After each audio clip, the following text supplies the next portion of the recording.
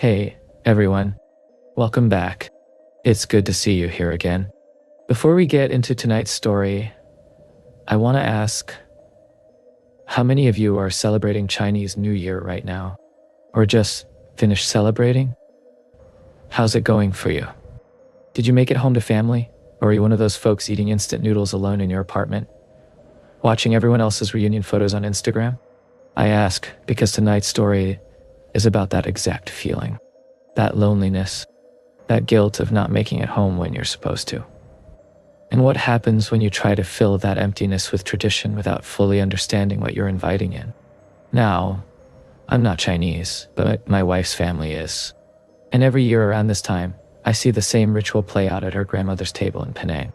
There's always an extra plate, an extra bowl, an extra chair at the head of the table.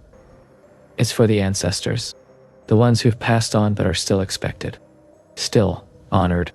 In the States, we might light a candle for grandma or leave flowers at a grave. But in a lot of Asian cultures, the dead aren't just remembered. They're invited. They're given a seat at the table. Literally. And most of the time, that's beautiful. It's a way of saying, you're still part of this family. But sometimes, and I mean this seriously, sometimes something else shows up. Something that wasn't invited. Something that's been walking a long time, looking for a warm place to sit. This story comes from a contact of mine in Jakarta. His name is Hendra. We met a few years back when I was doing research on Indonesian folklore, and we've stayed in touch ever since. About a week ago, he sent me a voice note. Just him, sitting in a warung at 2 a.m., chain-smoking Kretek cigarettes, and telling me about something that happened during the last Lunar New Year. He said, "Bro, I don't know if this counts as a ghost story or just a reminder, but you need to hear it." So, here it is, word for word, as close as I can get it. Hendra and his 3 roommates lived in a cramped apartment in Glodok. That's Jakarta's Chinatown. If you've never been, picture narrow alleys barely wide enough for a motorbike, shop houses stacked 5 stories high, and everywhere, the smell of incense, fried garlic, and clove cigarettes mixing with the exhaust fumes from the street. It's loud. It's hot. It's alive in a way that makes you feel like the city is breathing on you. Their apartment was on the 3rd floor of one of those old shop houses. No elevator. The stairs were so steep you had to lean forward just to climb them. The walls were thin enough that you could hear the neighbor's TV like it was in your own living room. And the AC unit, if you could even call it that, sounded like a lawnmower trying to start in the rain. But it was home. Hendra shared the place with 3 other guys, Budi, Rio, and Agung. All of them were in their mid-20s. All of them were what we call perantau in Indonesia. That's someone who leaves their hometown to work in the big city. It's not just about employment, it's about sacrifice. You leave your family behind. You miss birthdays, weddings, funerals. You send money home every month and pretend you're doing fine when really, you're eating $2 fried rice and sleeping on a mattress that smells like mildew. Chinese New Year is supposed to be the one time you go home. It's non-negotiable. You pack onto a bus or a train or a motorbike and you make the journey back, no matter how far. Because that's when families reunite. That's when the ancestors are honored. But that year, none of them could make it. Budi's boss wouldn't give him time off. Rio's hometown was too far, and the tickets were too expensive. Agung's mother had passed away 2 years prior, and his father had remarried. He didn't feel welcome anymore. And Hendra? He just started a new job. He couldn't risk asking for leave. So they stayed. And on the eve of the new year, they decided to do their own version of a reunion dinner. They pooled their money together, went to the wet market and came back with ingredients: a whole braised pork belly, babi kecap, that's pork braised in sweet soy sauce, rich and sticky, a layered cake called lapis legit, a tray of oranges, a roasted duck, and a case of bintang beer. They set it all up on their tiny dining table, which was really just a folding table with a plastic cover. 4 mismatched chairs. 1 wobbly stool at the head. Now, here's the thing. Budi was the most traditional of the group. His grandmother had raised him, and even though he'd moved to the city, he still carried her superstitions with him like a favorite jacket. So when they were setting the table, he insisted, insisted that they set an extra plate. For who? Rio asked. For the ancestors, Booty said, like it was obvious. Bro, none of our ancestors are from Jakarta, Agung joked. They're not going to travel all the way here for cold duck and cheap beer. But Booty wasn't laughing. He set the plate at the head of the table, filled a small bowl with rice, placed a pair of red bamboo chopsticks across the top, poured a cup of tea, and then he put the wobbly stool there, right in front of it. It's respect, he said quietly. If we're doing this, we do it right. And that was that. The four of them sat down, cracked open their beers, and ate. They joked about their bosses. They argued about which CNY movie was the best. They tried on the new clothes they'd bought, cheap polyester shirts in bright red and gold, the kind that make you sweat just looking at them. And they laughed at how ridiculous they looked. For a while, it felt good. It felt like family. Outside, the city was alive. Firecrackers popped like gunfire in the alleyway below.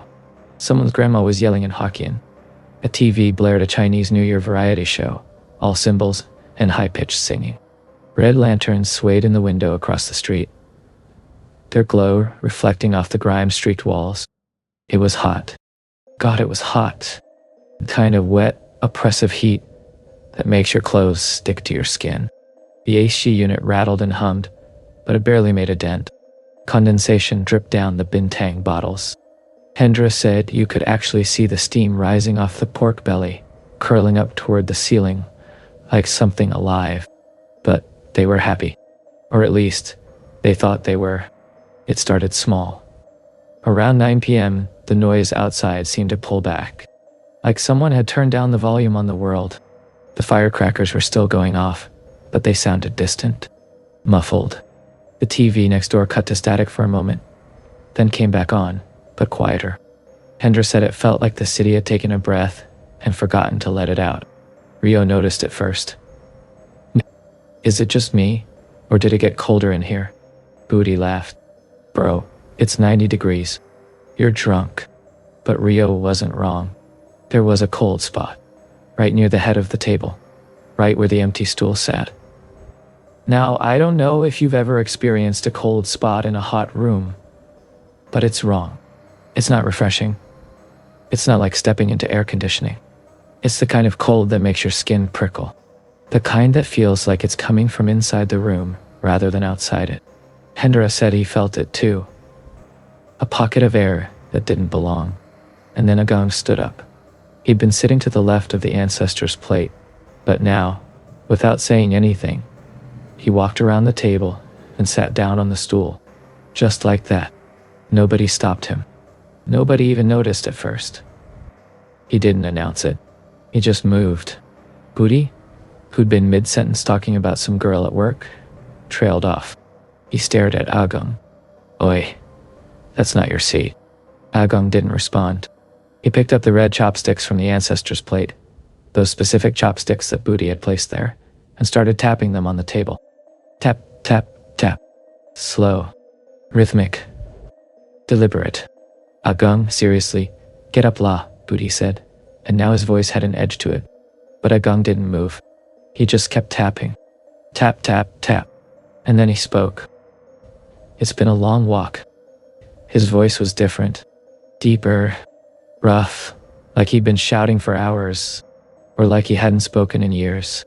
Hendra said the hair on the back of his neck stood up. What the hell are you talking about? Rio asked, trying to laugh it off. You literally walked from your bedroom. Agung didn't look at him. His eyes were fixed on the center of the table, on the food. And that's when Hendra noticed it. The oranges. They'd been bright, fresh, glossy under the light. But now, they were wrinkling. In real time, the skin was turning gray, then a bruised purple-black, like they were rotting from the inside out. The pork belly, too. The shiny glaze was bubbling. The meat was darkening. The smell. Oh God, Hendra said the smell.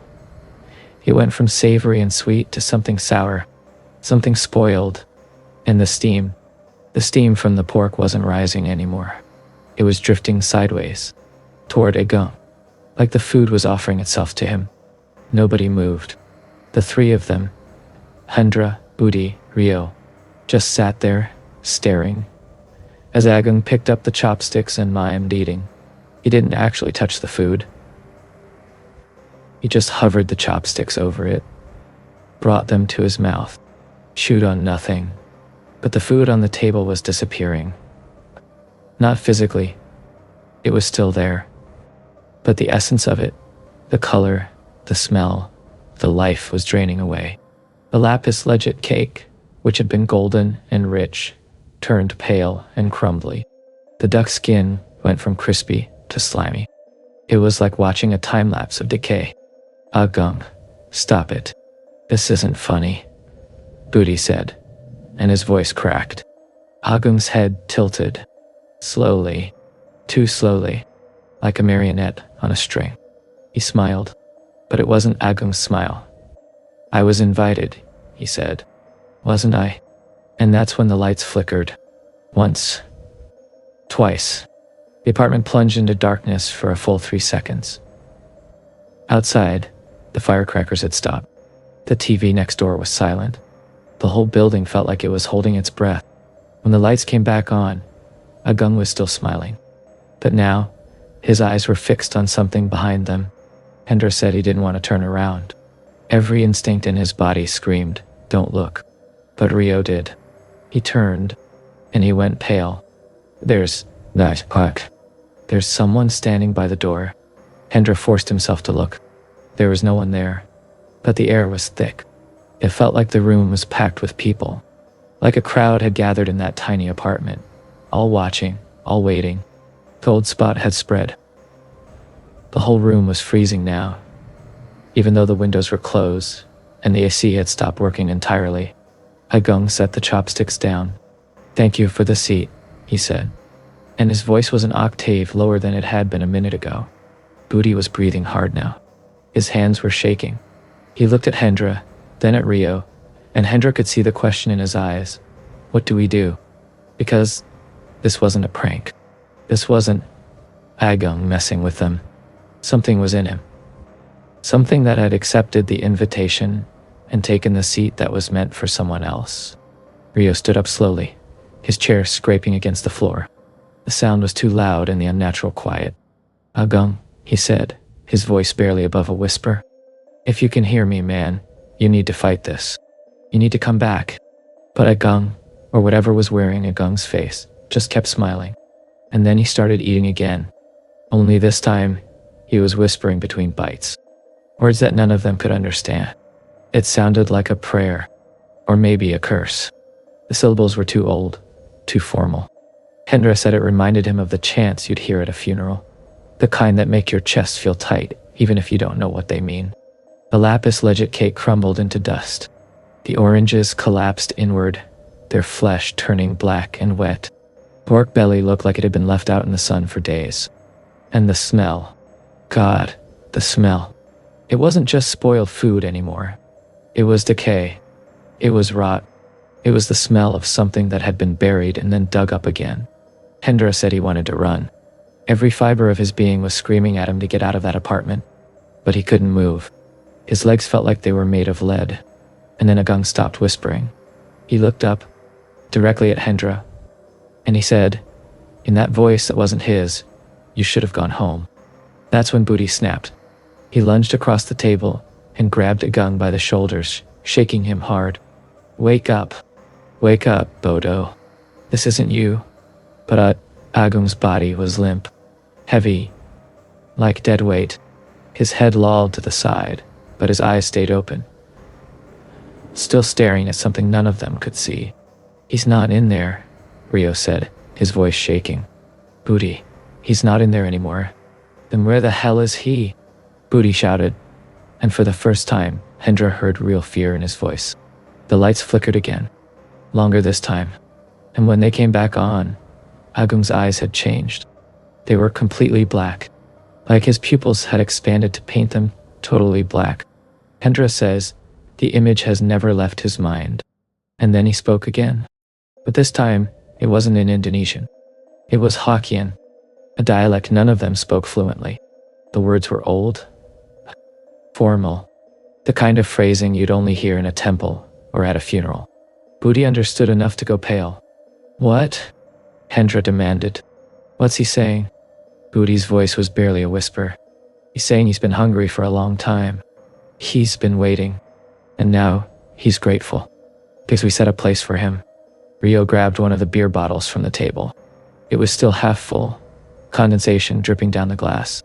He raised it like a weapon. "Get out!" He screamed at Agung, at the thing inside Agung. "You're not welcome here. This isn't your home. Get out!"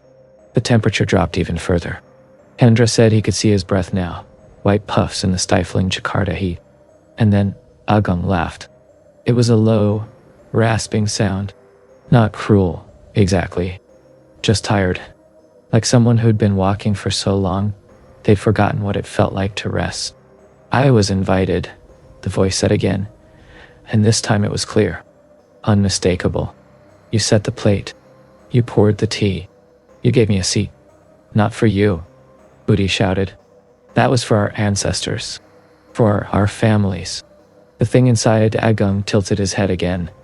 That same slow, unnatural movement. "And who do you think I am?" it asked softly. The question hung in the air like smoke. And that's when Hendra understood. It wasn't a demon. It wasn't some malicious spirit that had forced its way in. It was just a ghost. A lonely, forgotten ghost that had been wandering for who knows how long, looking for a family that would remember it, looking for a table that would welcome it. And when 4 young men, far from home and aching with guilt, set an extra plate with no names attached, no prayers spoken, no specific invitation made, it answered. Because when you open a door without saying who it's for, anyone can walk through. Hendra's hands were shaking. "What do we do?" he asked Budi. "How do we get him back?" Budi's eyes were fixed on the ancestor's plate. The rice, the chopsticks, the tea. "We break the circle," he said. And before anyone could stop him, he grabbed the plate and hurled it across the room. The bowl shattered against the wall. Rice scattered across the floor. Tea splashed against the concrete, dark and steaming, even though it had gone cold. For a moment, nothing happened. And then, the cold snapped. It was like someone had flipped a switch. The oppressive chill vanished, replaced by the familiar, suffocating heat of Jakarta. The AC unit roared back to life. The TV next door blared a commercial for instant noodles.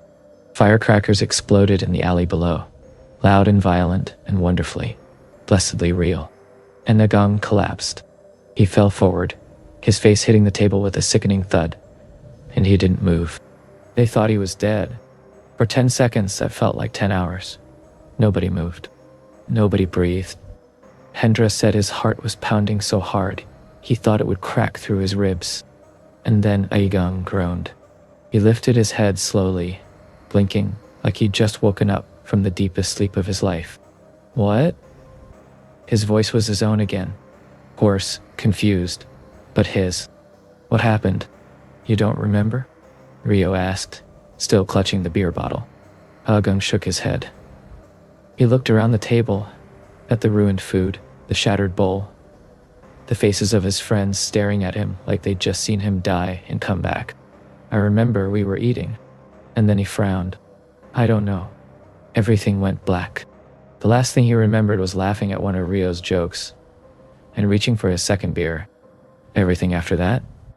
Gone. Hendra exchanged a look with Budi. They didn't tell him. Not that night. Maybe they were too tired. Maybe they didn't know how. They spent the rest of the night in the living room. Every light in the apartment turned on. The door locked and bolted. Budi swept up the broken bowl without a word.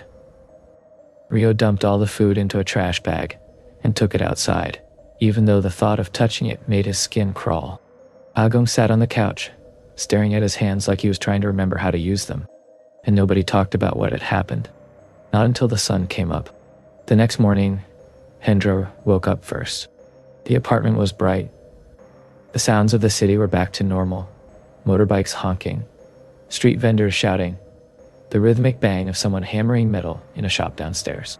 It felt like the whole thing had been a bad dream.